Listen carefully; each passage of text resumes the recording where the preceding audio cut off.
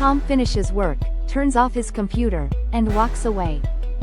The screen sleeps. The printer blinks.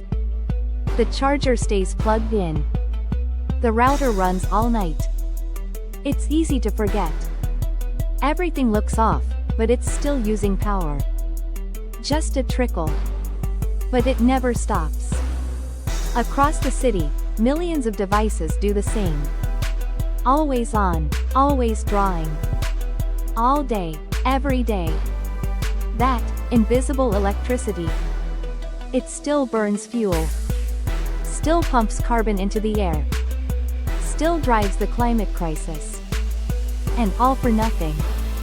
Now imagine if Tom flipped just one switch.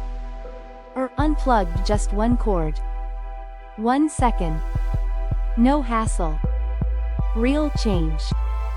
One outlet. One cooler planet. Next time you leave the room, don't just turn things off. Unplug the problem.